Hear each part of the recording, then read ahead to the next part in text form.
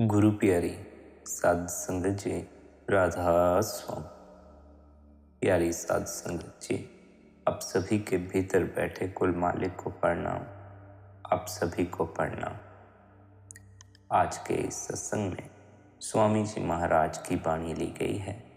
आज का यह सत्संग बड़ा ही रूहानियत भरा सत्संग रहने वाला है। आज के इस सत्संग द्वारा आपने हमें भीतर के शब्द की ओर इशारा करते हुए उस शब्द से जुड़ने का मार्ग समझाया हुआ है।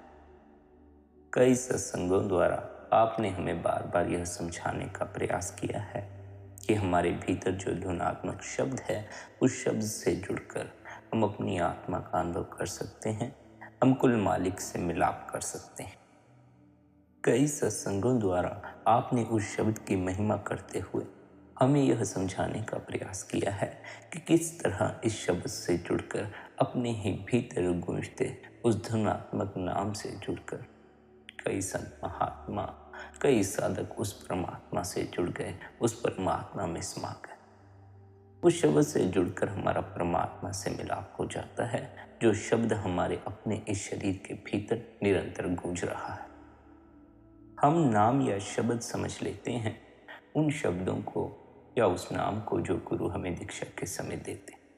हम समझते हैं इसका मिल जाना हमारे लिए काफ़ी है, इन शब्दों से हमारी मुक्ति होगी। नहीं, हमारी जो मुक्ति है, हमारा जो परमात्मा से मिलन है, वह केवल तब होता है जब हम अपने भीतर मौजूद धुनात्मक शब्द से जुड़ जाते। गुरु द्वारा दिए हुए शब्द हमें भीतर गूंजते उस शब्द तक पहुंचने में सहायता प्रदान करते। लेकिन जो भीतर का शब्द है वह बोलने में नहीं आता, वह पढ़ने में नहीं आता। भीतर के शब्द को केवल हम सुन सकते हैं। जो शब्द गुरु ने हमें दिए हैं उन्हें हमें बोलना पड़ता है। उनके लिए हमें अपनी अकल का इस्तेमाल करना पड़ता है। जिस शब्द से हमें जुड़ना है वह शब्द अकल से परे है, इस अकल में नहीं आता। वह शब्द केवल सुनने का विषय है। उस शब्द को सुना जा सकता है, उस शब्द को बोला नहीं जा सकता। गुरु द्वारा दिया हुआ शब्द हमें भीतर गूंजते उस धुनात्मक शब्द तक पहुंचा देता। हम अपने भीतर उतरकर धुनात्मक शब्द को नहीं पकड़ते, धुनात्मक नाम को नहीं पकड़ते, बल्कि हम बाहर के नाम को पकड़ लेते हैं, बाहर के शब्द को पकड़ लेते हैं जो लिखने पढ़ने में आ जाए। उस शब्द से मुक्ति हासिल नहीं होती। जो शब्द हमारी अकल में समा सके वह सच्चा शब्द नहीं। जो सच्चा शब्द जिसकी ओर संत महात्मा हमें इशारा करते आए हैं, वह शब्द हमारी अकल में नहीं समा सकता। जिस दिन हम अपनी अकल से परे हो जाते हैं, अपने मन से परे हो जाते हैं, अपनी मति से परे होकर गुरु की मति पर चलते हैं, उस दिन कहीं जाकर हमें भीतर के शब्द की धुन सुनाई पड़ती है। भीतर का शब्द सुनने का विषय है। भीतर जो शब्द है उसे सुनने से मुक्ति हासिल होती, बोलते रहने से मुक्ति हासिल ना होगी। गुरु के दिए हुए नाम द्वारा मुक्ति हासिल ना हो, क्योंकि उसमें भी जपने वाला तो बच ही जाए। यदि हम गुरु के दिए हुए नाम को ही सच्चा नाम समझकर बैठ गए हैं, तब फिर हमारा परमात्मा से मिलन नहीं हो पाएगा। क्योंकि गुरु द्वारा दिया हुआ नाम मन की मौजूदगी, अकल की मौजूदगी या यूं कहो मैं की मौजूदगी में ही जपा जा सकता। जिस दिन हमारे भीतर से मैं भाव निकल जाता है, जिस दिन हम अपनी अकल को छोड़कर अपने भीतर सरकते हैं, उस दिन कहीं जाकर हमें भीतर सच्चा नाम सुनाई पड़ता। हमें उस नाम से जुड़ना है जो भीतर धुन के रूप में मौजूद है। हमें अपने भीतर उतरकर उस शब्द से जुड़ना है जो भीतर धुन के रूप में गूंज रहा है। गुरु द्वारा दिया गया नाम भीतर गूंजते धुनात्मक नाम से जुड़ने में सहायता प्रदान करता।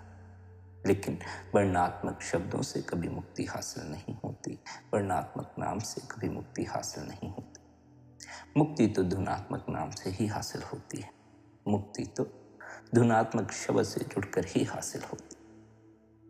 आप समझाते हैं कि हम तब तक उस शब्द से नहीं जुड़ सकते जब तक हमारा ख्याल 9 दरवाज़ों में फैला हुआ।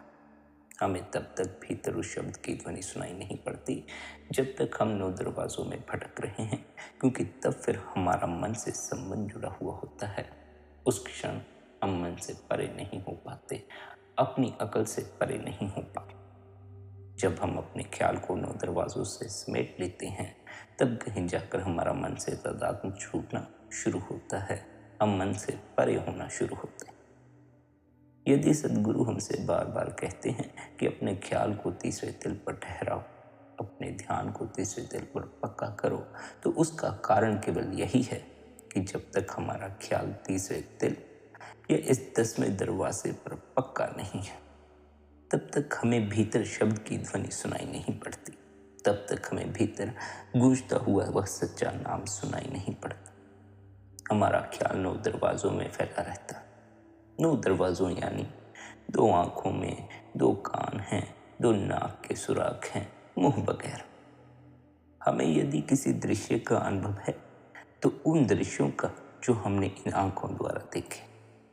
हमें यदि किसी धुन का अनुभव है, किसी संगीत का अनुभव है, तो केवल उन्हीं का जो हमने इन बाहरी कानों से सुने हों।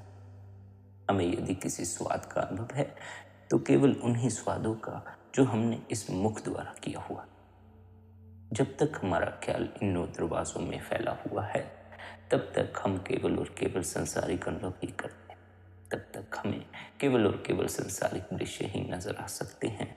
तब तक हमें केवल और केवल संसारिक धुनें ही सुनाई पड़ सकती हैं। संसारिक सुगंध और संसारिक स्वाद का ही हम अनुभव कर सकते हैं। जिन भीतर के नज़ारों की बात सद्गुरु करते हैं, जिस भीतर की सुगंध की बात सद्गुरु करते हैं, जिस भीतर की धुन की बात सद्गुरु करते हैं, वह इन 9 दरवाजों में नहीं, वह इन बाहरी आंखों, इन बाहरी कानों, इन बाहरी नाक के सुराखों में नहीं।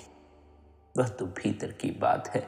भीतर की आंख खोलकर भीतर के नज़ारे देखे जा सकते हैं। भीतर के कान खोलकर भीतर की धुन को सुना जा सकता है, भीतर के नाद को सुना जा सकता है। जिस तरह हमें अभी केवल बाहर के स्वादों का ही अनुभव है, उसी तरह हमारे भीतर भी स्वाद भरपूर है, लेकिन हमें भीतर के स्वाद का कोई अनुभव नहीं। जिसे एक बार भीतर का स्वाद लग जाए, वह संसारिक स्वादों के पीछे नहीं भागता। हमें भीतर के स्वाद की कोई खबर नहीं, हमें केवल संसारिक स्वादों की खबर है। इसलिए हमारा ख्याल बार बार संसारिक स्वादों की तरफ खींचा चला जाता है। हम संसारिक स्वादों की तरफ भागते चले जाते हैं।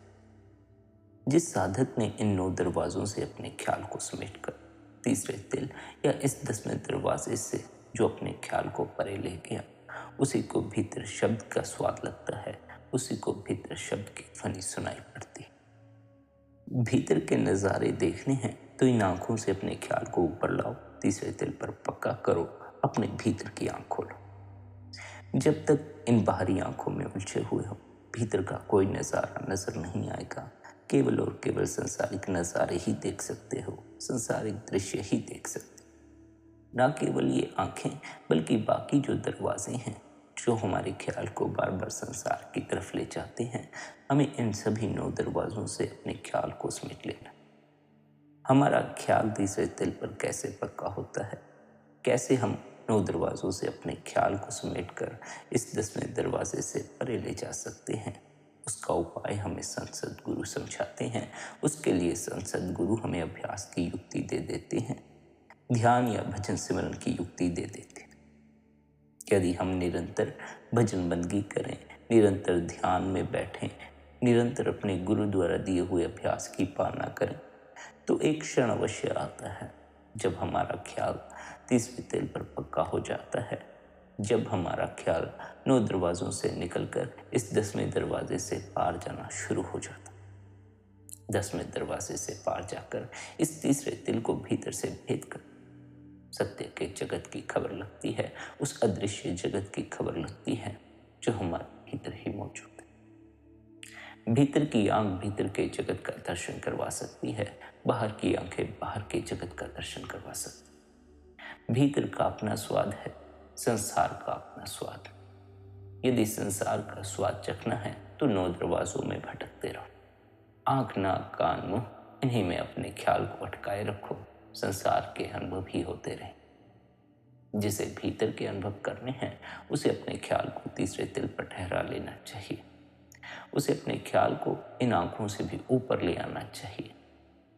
जब हम अपने ख्याल को तीसरे दिल पर पक्का कर लेते हैं, तब कहीं जाकर हमें भीतर के जगत की खबर लगनी शुरू होती, वरना तो हमें भीतर के जगत की कभी कोई खबर लग ही नहीं पाती। जब हमारा ख्याल, हमारा ध्यान गुरु के दिए सिमरन द्वारा तीसरे दिल पर पक्का होता है, तब कहीं जाकर हमें अपने भीतर शब्द का स्वाद लगता है, शब्द की ध्वनि सुनाई पड़ती।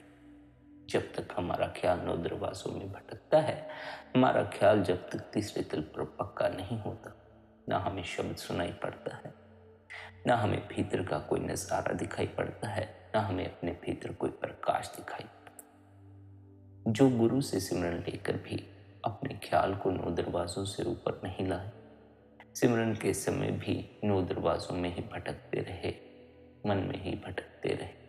कभी आंख से किसी को देख लिया तो ध्यान के समय उसी में खोए रहे। कभी मुख को किसी चीज का स्वाद लग गया तो ध्यान के समय भी उसके स्वाद में खोए रहे। कभी किसी दरवाजे ने ख्याल को खींच लिया, कभी किसी दरवाजे ने ख्याल को खींच लिया। जब तक हमारा ख्याल इन नौ दरवाजों की तरफ बहता रहेगा, हम मालिक से मिलाप ना कर सके। हमें चाहिए कि हम अपने ख्याल को इन नौ दरवाजों से ऊपर लाएं।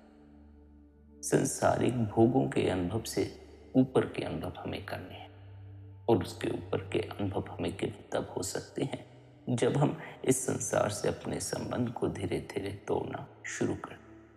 संसार से संबंध अपने आप ही टूटना शुरू हो जाता है जब हम निरंतर ध्यान में बैठते। निरंतर ध्यान में बैठने से हमारा ख्याल नौ द्वारों की तरफ जाना बंद हो जाता है और हमारा ख्याल भीतर तीसरे दिल पर ठहरना शुरू कर देता। जब हमारा ख्याल नौ दरवाजों की तरफ जाता है, तब हम संसार से जुड़ते चले जाते। जिन्होंने अपने ख्याल को मोड़कर तीसरे दिल पर पक्का कर लिया, उन्हें संसार में भटकने की आवश्यकता नहीं रह जाती।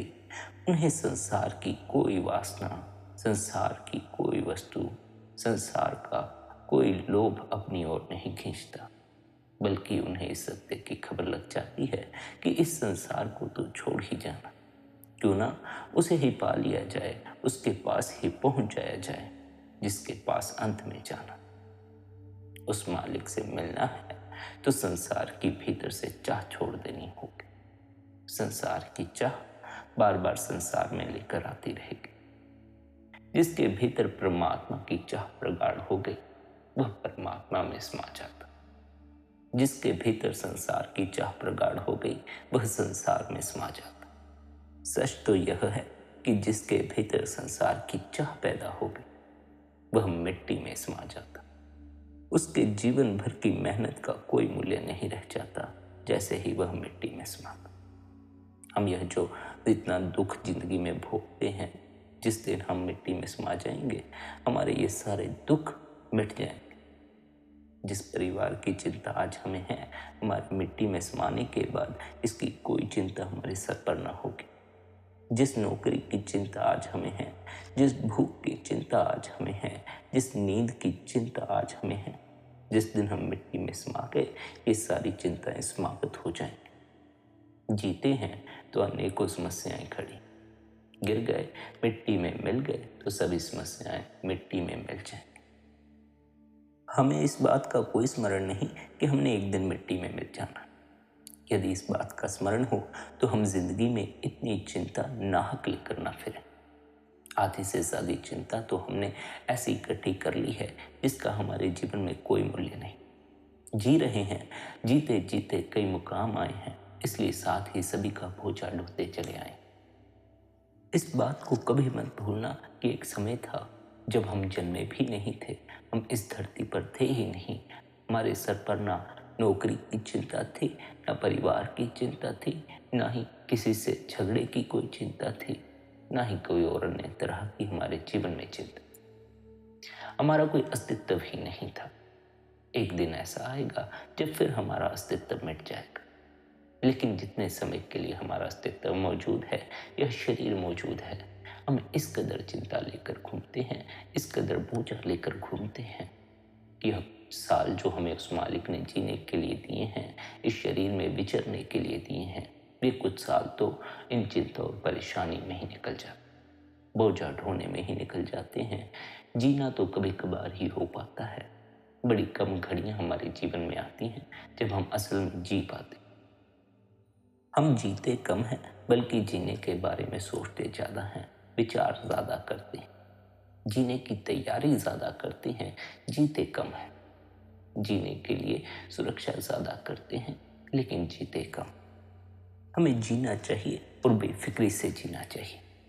जीवन में चिंता लेकर जीने का कोई फायदा नहीं, क्योंकि एक दिन वैसे भी इस शरीर का अस्तित्व मिट जाना है। जिसके जीवन में जो दुख है, जो समस्या है, उसके मिटते ही उसके लिए वे चिंताएं, वे समस्याएं मिट जाएंगी। दूसरे के लिए मिटे या ना मिटे, लेकिन उसके लिए सारी समस्याएं मिट जाएं।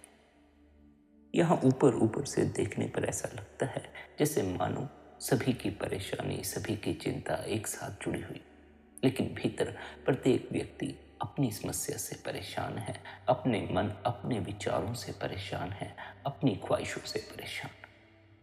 इसलिए जो मिटता चला जाएगा, उसकी अपनी चिंताएं, परेशानियां उसके लिए समाप्त होती चली जाएगी। जो मिट ही गया, भला उसके लिए क्या परिवार की फिक्र, जो मिट ही गया भला उसको क्या नौकरी की फिक्र, जो मिट ही गया भला उसको क्या धन की फिक्र, क्या भूख की फिक्र।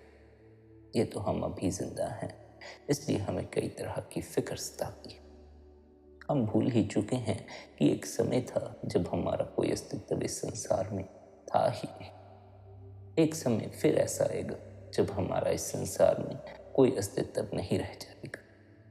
यदि हम इस बात को याद रखें कि ना तो हमारा पहले कोई अस्तित्व था, ना हमारा सदा के लिए कोई अस्तित्व है, कुछ सालों की बात है, कुछ लम्हे जीने को मिले हैं, तो हमें नाहक चिंता उठाकर जीने की आवश्यकता जरा भी नहीं पड़ेगी। जिस तरह हमें अब याद नहीं कि इस जन्म से पहले हमारा कोई जन्म था, हमारा कोई परिवार था, इस जन्म से पहले हम किसी जन्म में थे जहां हम दुख में थे या सुख में थे, जहां हम गरीब थे या अमीर थे, जहां हमारे पास धन था या नहीं था, तो हमें इस जीवन के मिट जाने के बाद इस जीवन की भी खबर कहाँ रहने वाली है कि इस जीवन में हमने कितने दुखड़े उठाए, इस जीवन में हमारे क्या हालात थे, क्या हमारी समस्याएं थी। जीवन के मिटते ही जीवन से जुड़ी हुई समस्याएं विदा हो जाती, या यूं कहो शरीर के मिटते ही शरीर से जुड़ी हुई सारी समस्याएं खत्म हो जाती। हमने पकड़ा है इस शरीर को जो मिट्टी में मिल जाएगा। हमने पकड़ा है इस शरीर को, इसलिए शरीर की सारी चिंता, शरीर से जुड़ी सारी परेशानी हमारी अपनी पकड़ में भी आ गई। हमें उस आत्मा को पकड़ना जो मिट्टी में नहीं मिलती, जो जलती नहीं, जो मरती नहीं, जो कटती नहीं। यह शरीर तो जल जाता है, यह शरीर तो कट जाता है, यह शरीर तो मर जाता है। हमें अपनी आत्मा को जानना है, हमें भीतर उतरना है, भीतर उतरकर शब्द से जुड़ना है। उस शब्द से जुड़कर हम अपनी आत्मा का अनुभव कर सकते। धुनात्मक शब्द हमारे भीतर गूंज रहा। यदि हमारा मन अपने स्थान त्रिकुटी पर लौट आए, यदि हम 9 दरवाजों से अपने ख्याल को निकालने में कामयाब हो जाए, तो हमें अवश्य ही तीसरे तिल पर ठहर कर भीतर गूंजता शब्द सुनाई पड़ना शुरू हो जाए। जब तक हमने अपने ख्याल को तीसरे तिल पर पक्का नहीं किया, जब तक हमारा ख्याल 9 दरवाजों में भटक रहा है, तब तक हमें भीतर के शब्द की ध्वनि सुनाई न पड़ेगी और हम कभी भी सदगुरु की बात पर पूर्ण विश्वास न कर सकेंगे कि हमारे भीतर शब्द है, प्रकाश है। हम सदगुरु की बात पर तब तक पूर्ण विश्वास न कर सकेंगे कि हमारे भीतर कुल खंड ब्रह्मांड वह परमात्मा बैठा हुआ है और हम उससे मिलाप कर सकते हैं, उसका दर्शन कर सकते हैं। हमें तो आंखें बंद करके ध्यान के समय, भजन के समय अंधकार ही अंधकार नजर आता है, या फिर लोगों के विचार नजर आते हैं, संसारिक पदार्थों के विचार नजर आते हैं, काम के विचार नजर आते हैं, क्रोध के विचार नजर आते हैं, कई तरह के विचार हमें पकड़े हुए हैं। हम आंख बंद करके बैठे हैं, तब भी हमारा ख्याल 9 द्वारों में ही फैला हुआ है। किसी न किसी ढंग से हम 9 द्वारों से जुड़े हुए हैं, आंखों से जुड़े हैं, नाक से जुड़े हैं, मुख से जुड़े। भीतर या तो संसारिक दृश्य घूम रहे हैं या संसारिक पदार्थों की इच्छा घूम रही है या सांसारिक स्वाद घूम रहे। जब तक हमारे भीतर संसार का ख्याल कायम है, हमारा ख्याल नौ द्वारों की तरफ दौड़ता चला जाएगा और हमें कभी भी शून्य में प्रवेश नहीं मिल पाएगा। हम भीतर के शब्द को सुन नहीं पाएंगे। संत सद्गुरु हमें बार बार इसलिए समझाते हैं कि अपने ख्याल को तीसरे तिल पर पक्का करो। जब तक ख्याल तीसरे तिल पर पक्का ना हुआ, नौ द्वारों में भटक रहे हो, भीतर का संगीत सुनाई ना पड़े। जब तक भीतर का शब्द सुनाई ना पड़ा, मुक्ति हासिल ना होगी, परमात्मा से मिलन ना होगा। भीतर के शब्द को केवल सुनने भर से ही, भीतर के शब्द से केवल अपनी लिप को जोड़ देने भर से ही मालिक से मिलाप हो जाता है। फिर न पूजा की आवश्यकता रहती है, न प्रार्थना की आवश्यकता रहती है, न कहीं जाने की आवश्यकता रहती है, न भजन करने की आवश्यकता रहती है, न ध्यान करने की आवश्यकता रहती है। भीतर गूंजता शब्द, भीतर गूंजता सच्चा नाम यदि पकड़ में आ जाए तो फिर कुछ करने की आवश्यकता नहीं रहती। बस उस शब्द से अपनी लिप को जोड़ देना होता है। वह शब्द आपको सुनाई पड़ता रहता है, आपको उस शब्द को सुनना होता। केवल उस शब्द को सुनते सुनते ही आप मालिक तक पहुंच जाते हैं। इतना आसान मार्ग है, लेकिन असल कठिनाई उस शब्द तक पहुंचने में आती है। शब्द तक पहुंच गए, शब्द से अपने ख्याल को जोड़ा तो मालिक तक आसानी से पहुंच गए। पर शब्द से यदि अपने ख्याल को नहीं जोड़ा, शब्द सुनता रहा, शब्द से अपनी लिप न जोड़ी, तो मालिक तक न पहुंचोगे। शब्द से अपने ख्याल को जोड़कर मालिक तक आसानी से पहुंच जाओ। हमारे भीतर जो धुन गूंजती है, उससे हमें ख्याल को जोड़ना है। इसकी समझ हमें सद्गुरु द्वारा मिलती है। वरना कई बार तो ऐसा होता है कि बहुत से साधकों को भीतर शब्द सुनाई पड़ना शुरू हो जाता है और वे परेशान हो जाते हैं कि ये कैसी आवाज़ उन्हें अपने भीतर सुनाई पड़नी शुरू हो गई। वे डॉक्टरों से इलाज कराने चले जाते। जिनके भीतर संसार की चाह ज़्यादा होती है, जब उनके भीतर शब्द प्रकट हो जाता है, वे उस शब्द से ही तंग आ जाते। क्यों? क्योंकि उनके भीतर चाह संसार की है। वे संसार में भटकना चाहते हैं, लेकिन वह शब्द उनके ख्याल को अपनी ओर खींचता है और संसार की तरफ भटकने से रोक देता है। मन संसार में नहीं भटक पाता। फिर आप लाख प्रयास करें, अब संसार की तरफ नहीं जा पाता। जिसने शब्द का स्वाद चख लिया, वह संसार के सभी स्वादों से ऊपर हो जाता है। उसे संसार का कोई स्वाद अपनी ओर खींच नहीं सकता। जिनके भीतर परमात्मा से मिलने की चाह होती है, जिनके भीतर मुक्त होने की सच्ची चाह होती है, वे अपनी लिप को शब्द से जोड़ देते हैं। क्योंकि उन्हें गुरु द्वारा खबर लग जाती है कि शब्द से लिप जोड़कर वे मालिक तक पहुंच सकते हैं, उस परमात्मा में समा सकते। जिनके भीतर सांसारिक चाह है, वे अपने ख्याल को शब्द से जोड़ना ही नहीं चाहते।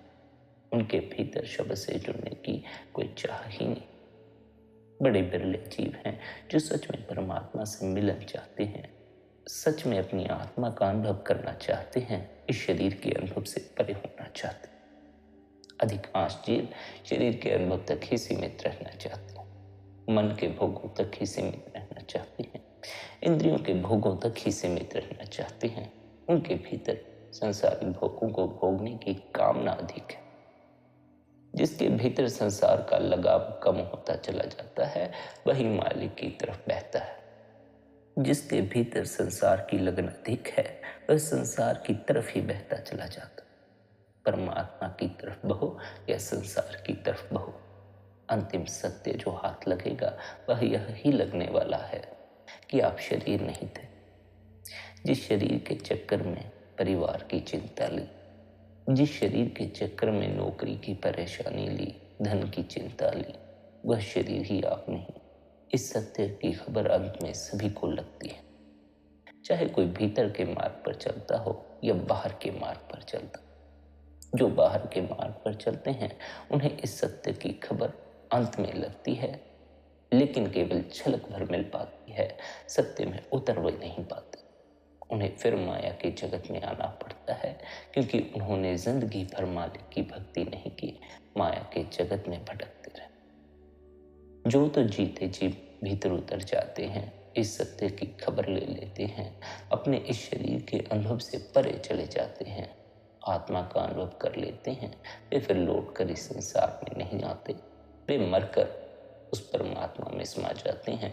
उनका देह के पिंजरे से संबंध टूट जाता है, वे इस देह के पिंजरे से आजाद हो जाते हैं। आप समझाते हुए कहते हैं, घर में घर गुरु दिखलावे, धुन शब्द 5 बतला। जो यह शरीर है, तेरी आत्मा इसमें रहती है। यह हमेशा रहने की जगह नहीं, यह शरीर किराए का मकान है। मृत्यु आएगी तो उसे छीन कर ले जाएगी। सब इसे छोड़ देते हैं, हमें भी छोड़ देना। लेकिन मजे की बात तो यह है कि कोई इस किराए के मकान को छोड़ना नहीं चाहता, बल्कि इसी में रहना चाहता। फिर भी यह सबसे छीन लिया जाता है। यह उस परमात्मा का खेल है। यहीं से पता चलता है कि मनुष्य के बस में कुछ भी नहीं। मनुष्य इतना कमजोर है कि अपने आप को मरने से नहीं बचा सकता। मनुष्य के बस में तो उसका अपना जीवन नहीं। चाहता कुछ है, होता कुछ है, चलता यहाँ है, पहुंचता वहां। मनुष्य के बस में तो अपनी स्वास्थ्य तक नहीं, मनुष्य के बस में तो अपने हालात तक नहीं। उस परमात्मा के इस खेल में मनुष्य के बस में कुछ भी नहीं है। जिसे यह खबर लग गई, जो उस मालिक की शरण में चला गया, जिसने अपनी मति त्याग दी, गुरु की मति ले ली, केवल और केवल वही मृत्यु से परे जा सकता। अपनी मति में फंसे रहकर मृत्यु से परे कभी नहीं जाया जा सकता। अपनी अकल में फंसे रहकर तो उस अज्ञात जगत की तरफ कभी नजर भी नहीं जाती, कभी अज्ञात जगत की सोच तक भीतर नहीं उठती। अकल में फंसे रहे तो इस माया के दायरे में फंसे रहे। अकल से परे हो गए तो माया के दायरे से परे हो गए। माया के दायरे के परे जो है वही सत्य है। माया के दायरे में जो कुछ है वह सब झूठ है। और झूठ इसलिए कि जो दुख आप आज भोग रहे हैं, जो पीड़ाएं आप आज भोग रहे हैं, ये आपके मिटते ही मिट जाएं। जो पीड़ाएं आपको आज इतनी सत्य मालूम पड़ती हैं, जो दुख आपको आज इतना दुख पहुंचा रहे हैं, गहरे तक जख्म दे रहे हैं, वे आपके मिटते ही मिट जाते हैं। आपके होने का भ्रम प्रत्येक दुख के होने का भ्रम है। आपके मिटते ही प्रत्येक दुख भी विदा हो जाता है, प्रत्येक चिंता भी विदा हो जाती है। लेकिन इसका अर्थ यह नहीं कि अब हम बैठकर इंतजार करें कब हमारी मृत्यु आए, हमें अपने साथ ले जाए और हम इन दुखों परेशानियों से ऊपर उठ जाए। हमें चाहिए हम जीते जी मिटने की कला सीख लें। बाहर से तो जिए लेकिन भीतर से मिट जाए। शरीर तो हमें इस संसार में विचरने में सहायता प्रदान करे, लेकिन यह शरीर हमारा केंद्र ना हो जाए, बल्कि हमारा केंद्र आत्मा ही हो। हम भीतर से आत्मा से जुड़कर ही जिए। हमारा आत्मा से संबंध टूट जाता है, मन से संबंध जुड़ जाता है, शरीर से संबंध जुड़ जाता है। आत्मा से संबंध जोड़कर जीना है।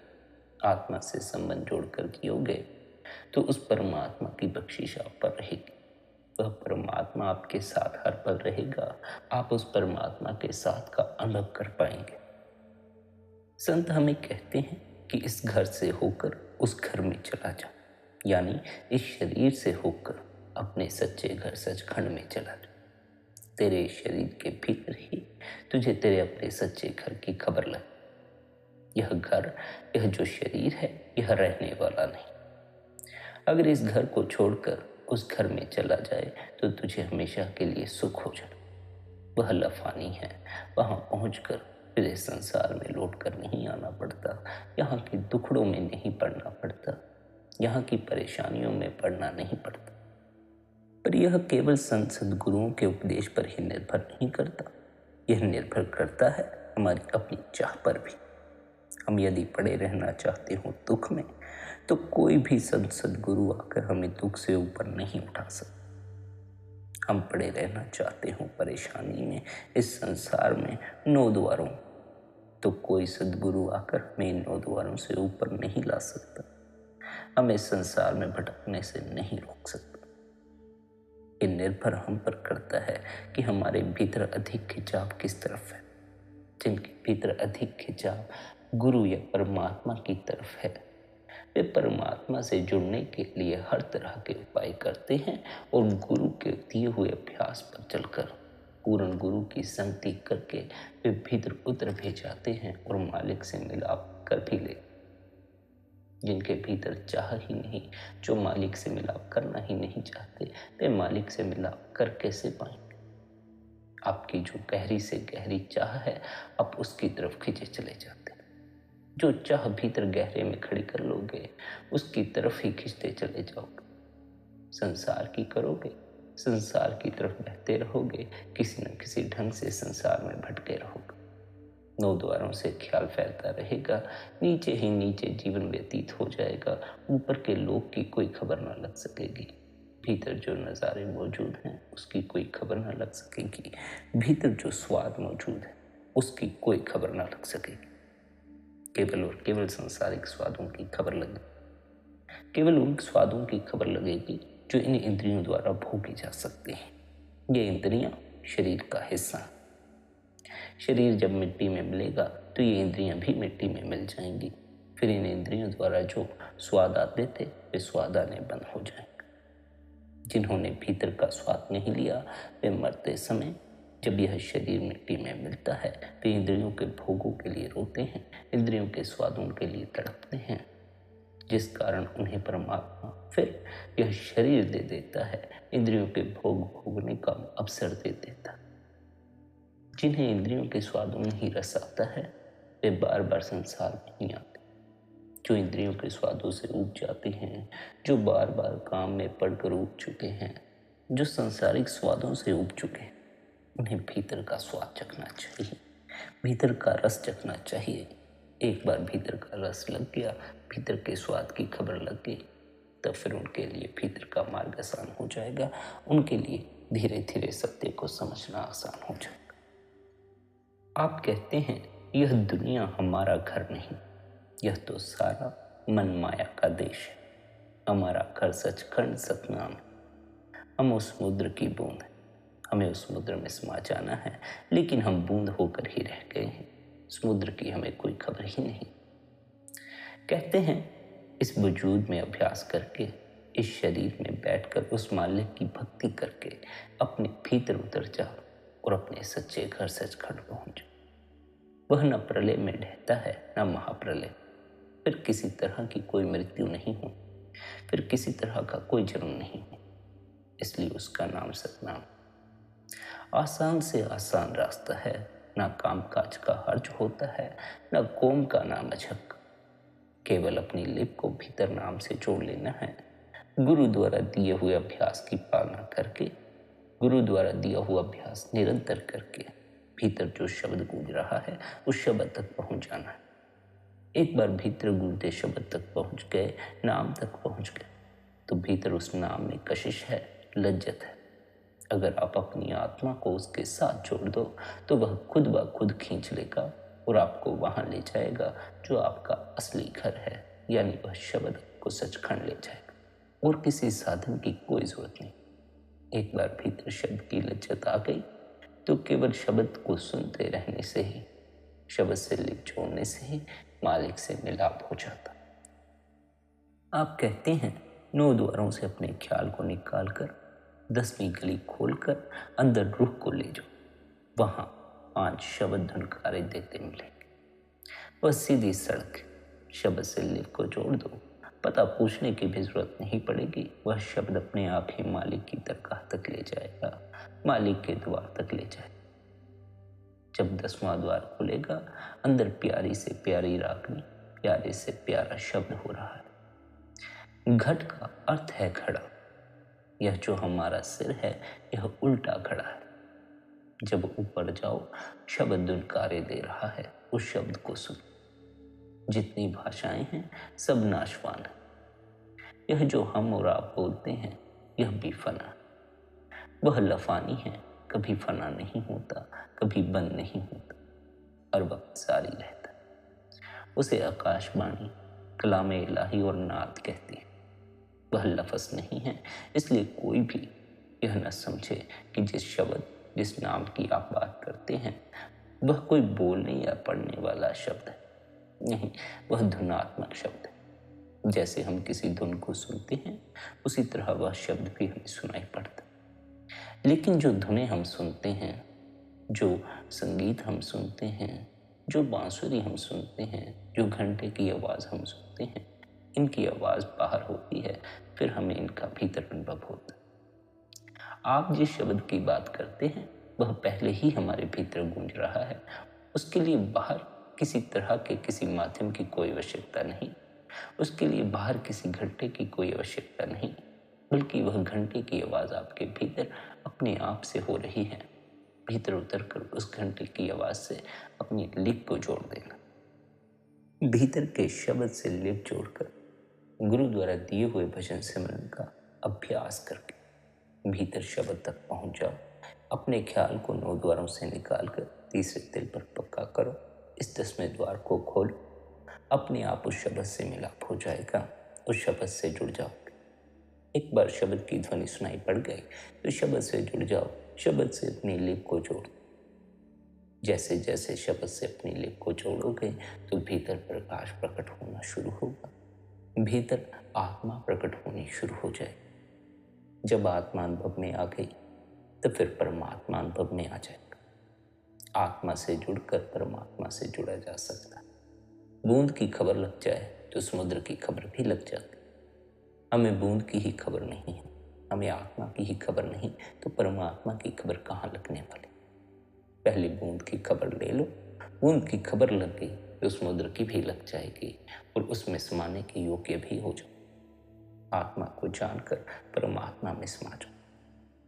प्यारी साध संगत जी, भीतर गूंजते शब्द से जुड़ने के लिए निरंतर अपने गुरु द्वारा दिए अभ्यास की पालना करें।